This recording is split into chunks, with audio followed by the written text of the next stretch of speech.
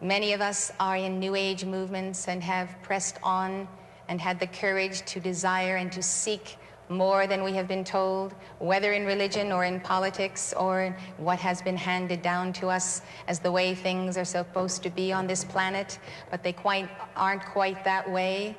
And we know that they should be that way, and we know that there is a tremendous sacred fire within us all, which when united together can truly stop what appears to be a downward spiral of civilization, misuse of nuclear energy, and people not able to control the conditions of life, their circumstances, forces of nature.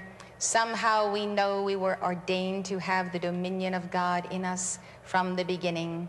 But there is a certain sense of helplessness that I find as I travel around the world. Sometimes it is a cynicism, sometimes it is a fear of those things that may be coming. This fear is pressed far beneath the subconscious.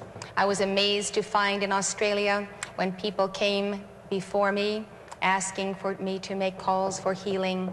Over and over again, they said to me, "Heal me of my fear." And I would say to them, "Why are you afraid, and what are you afraid of?" And they would say again and again, "I don't know." So I said to Saint Germain, "What is this record in these people? What has happened on this continent?" And he showed me a very, very ancient time when there had been a nuclear holocaust on that continent. We don't think in those terms today. We think that civilization is at best 5,000 years old, and yet we are told that Atlantis sank 11,500 years ago or more.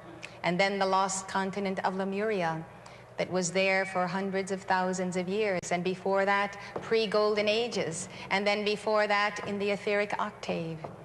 We have been through a long history of this earth, many of us. We contain that ancient memory, and even though we might not have been an embodiment, we sense so much being a part of all life that it is though something of ourselves evolved through the cells and through the waters and through the air and through the earth. We are then at a moment of tremendous opportunity, having come to this place where the knowledge of God's light and the new age is dawning. There is a moment in history when, as never before, we can play a part that can make the difference. We are especially gifted by being on this North American continent, by having a history of freedom and a tradition in our Judeo-Christian religion of those who fought and won their freedom and counted not the cost and did pay the price. We are at a moment when all of this could be lost, or all of this could be the fire to literally devour the spirals of degeneration and death and the forces that assail whether our youth or our children or our own hearts. This is the great message of Saint Germain. It is not a new message, but it is indeed a new opportunity.